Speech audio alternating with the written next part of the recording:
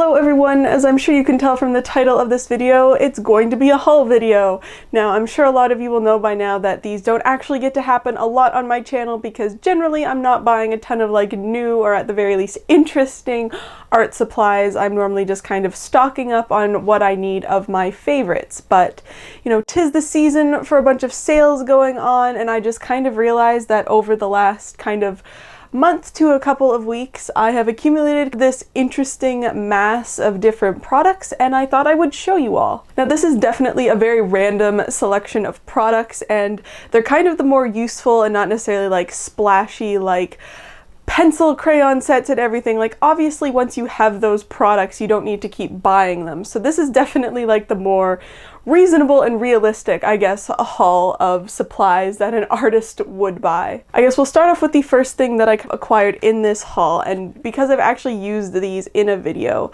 it is the Goldfinger paste by De La Rowney. Now, if you've watched my Mandalorian helmet video, I actually used the silver in that, and I kind of mentioned there that I heard this Star Wars prop maker talk about this stuff and say how he really liked using it, and it sounded really interesting, and so I ordered it in the 3 colors that I could get it in. Apparently it does come in like 5 colors, but I got silver, copper, and antique gold. So yeah, it is basically like super crazy pigmented metallic paste. It's kind of like oil paint consistency, but it's like crazy pigmented, and yeah, so far, at least for the silver, the stuff works awesome, and so I just wanted to have some tubes of that to have around my studio for whenever I might need it. I guess we'll kind of go by store. So the next things are actually from Curry's from a few weeks ago. If you don't know, Curry's is an Ontario art supplies store, and I went in actually because they had a sale on, I'm not exactly sure what the sale was, but I wanted to go to see what acrylic watercolors they had in stock, which the one I went to had like literally 4 colors, so it was a complete bust. But at that time, my mom was actually like trying to commission me and ask me to do these particular paintings, and we were kind of trying to figure out the size and stuff, and she really likes my watercolor illustration boards, but they only come, the Canson ones only come 8 by 10, and she thought that might have been a bit too big for the artwork she was thinking of. So when we were at Curry's, we saw these, which they are 5 by 7 watercolor art boards. Yeah, I've never tried these, so I'm not exactly sure how good they are yet, but they definitely look promising, and I bought 2 packs of those because I actually need 3 for what she's asking me to do, and I just thought they weren't that expensive, and just to make sure that I had some extras in case I mess one up, get a second pack. The next thing was definitely like an impulse purchase because it was right beside those on the shelf. It is this fluid 100% cotton watercolor paper. Recently I have been getting kind of really unfortunately into 100% cotton watercolor paper, and I'm a really big fan of the fluid papers, and this was actually not that bad for 100% cotton paper, so I thought I would try it. I do plan on doing kind of a whole video talking about the differences between like a 100% cotton paper and something that's more like student grade, so that will definitely be coming up if you're interested in that. But yeah, like I said, this just kind of caught my eye, and it was super reasonable for 100% cotton paper, and it's actually a watercolor block, which means the pages are binded together with like that glue stuff on more than just the one side, so it actually minimizes the warping, so you would not have to necessarily remove the sheet from this block and kind of tape it down. You could just use it directly on this pad, which is awesome as well. And the last thing from that Curry's trip is extraordinarily unexciting. It is a palette paper. Now, the whole reason I kind of bought this is because I actually thought I had this in the summer when I needed it, and I apparently didn't have any palette paper, and so I just kind of thought of it then. It's like, oh yeah, I meant to get some of that because I apparently don't have any. And like the name suggests, it is just these very thin sheets of kind of coated paper that you can use as like a disposable palette basically, which I know is not like the best for the environment, but I was using, like, I obviously use reusable palettes all of the time, but sometimes you just kind of need something more like this, and I was using paper towel, which does work well, but like I said, I did think I had some of this, and so I figured better get some to have in the studio for the next time that I'm convinced I have some and then realize I don't. I guess we'll stick the super random kind of Amazon acquisitions in the middle here.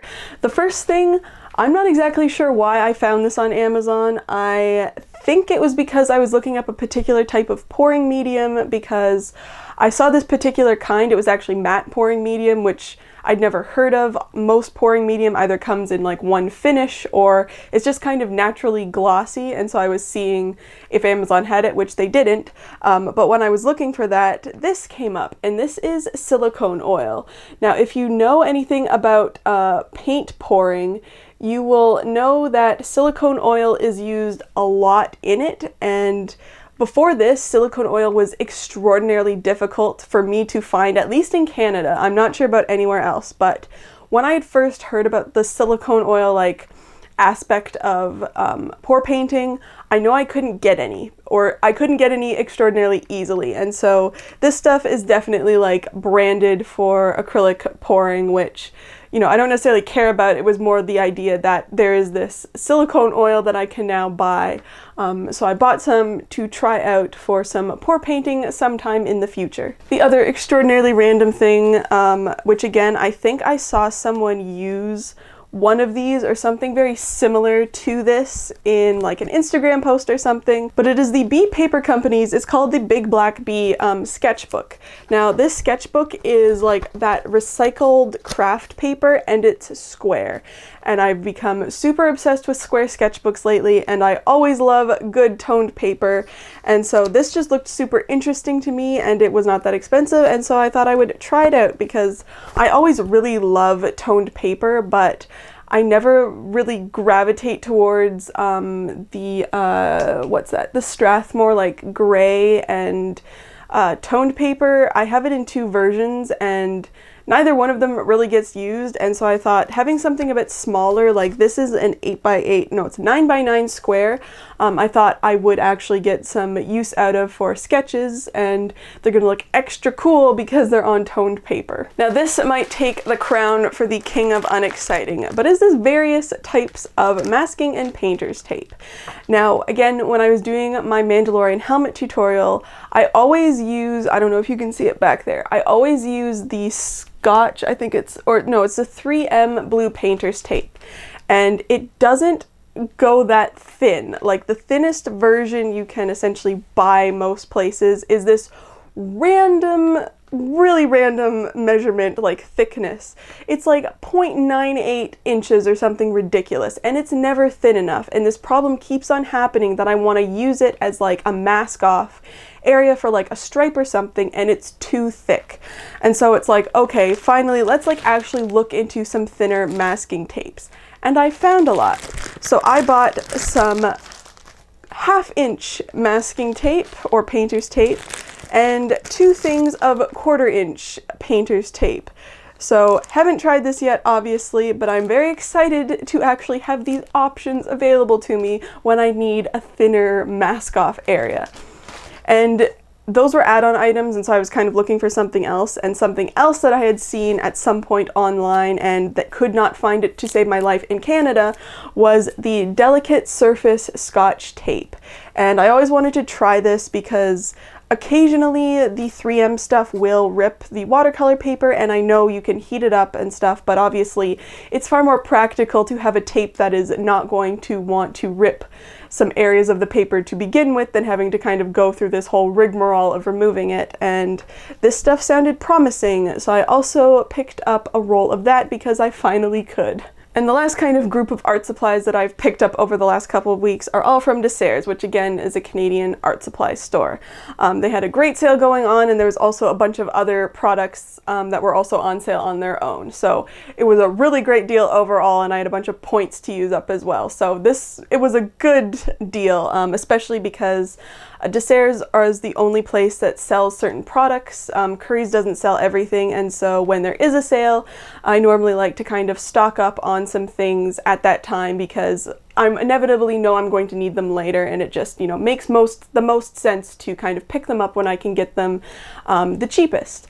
But the first 2 things that I basically only pick up randomly at this time of year because for some reason they always have a crazy sale on them, and like I said, I was getting like 20% off of that, and I had all of these points too. Were these Winsor & Newton Series 7 paintbrushes. Now, if you know anything about paintbrushes, you know that these ones are like the ultimate watercolor brushes, and they are crazy expensive. And I literally think I bought my first kind of set of them, or the first couple, last year because they were also on sale. But last year my dad found all of his like old art supplies stuff that he needed for university, and in that he had some Series 7 brushes, which obviously then were not costing him an arm and a leg. And I tried them out and realized, oh my god, these brushes are amazing. It's just, I don't know how to describe it. They just keep their point amazingly. Like, it's just a very unique experience, and I became obsessed with them, but obviously they're crazy expensive, and I have no intention of like collecting a whole set, although at this point I think I do kind of accidentally have most of the sizes. But this time I picked up a size 4 and a size 5 because I basically had everything smaller, and above that were ones he already had given me. So these were kind of the ones missing, and you know, it's basically the only time they're on sale, so I treated myself to a couple of those, and I'm super excited about using them. The next thing, pretty random, it's just these Sculpey tools. I saw these, and it's something I kind of keep on thinking about picking up because I've been using my epoxy sculpt a lot more for different things. Like, I've been doing all these custom Funkos for people and like customizing figures and stuff, and I'm not normally a sculptor, so I don't really have the different tools, and epoxy sculpt is a very different texture, and it's quite similar to Sculpey. Like, it just doesn't react the same as normal clay, and so I picked these up because they looked interesting, and again, the sale kind of enabled me. It's like, you know, you've been looking at these, get them now. It's the best deal you're kind of gonna get on them, and so yeah, I'm excited to use those the next time that I sculpt. The next thing was kind of very random, but again, I saw it and I thought it would make an interesting video. It is this black watercolor paper. Now, I fully think this is kind of like a promotional thing because it's by the Van Gogh brand, and they recently came out with, I'm not sure how recently, but semi-recently at some point they came out with all of these metallic watercolors, and so I'm sure they kind of decided as like a marketing ploy to also come out with black paper because metallic paint looks really cool on darker colors, obviously, and I'd never seen black watercolor paper, so I thought I would pick some of that up, and I'm sure I will at some point do a video on this because it's, you know, kind of a different concept, and it'll definitely look really cool using possibly some of my Finetec metallic paints with. And the last thing is definitely the stock up kind of portion of this haul, all in this bag, which I'm going to take out of so you don't like hear the rustling to no end. Here we go. Desserts is basically the only place easily for me in Canada to get open stock polychromos, and so normally when there's a good sale on, I kind of buy a few of the different colors that I'm running out of kind of constantly, which is normally black and white, but this time I did go a little crazier with some other colors, which annoyingly I found another one I should have ordered later, but whatever. So obviously I did buy black and white, which I do have quite a few of in my stockpile, but for some reason I had way less black than white, so I bought 3 black and 1 white to kind of even up the balance. I also bought 2 of cinnamon. It's a really good skin tone shading color. It's just a very natural color that gets used a lot, so I figured I better get a couple more of those as well. Another color that gets used all of the time is Payne's Gray, so again, picked up a couple of those. I'm sure you can tell by the name what color that's going to look like. Another color that gets used a lot is Sepia, so picked up 1 of those. And then I picked up 1 of the Caput Mortem Violets, which is probably not how you say that, and then just the normal Caput Mortem. So They're kind of very similar. One is definitely more purple than the other, and again, they get used a lot for shading skin tones and more natural things, and so that's why they get used all of the time. And that is everything. I know that was kind of a very random collection of supplies, but I hope you enjoyed seeing them. I'm sure you will see a few of the different things in upcoming videos. But thank you so much for watching, and I'll see you in my next video.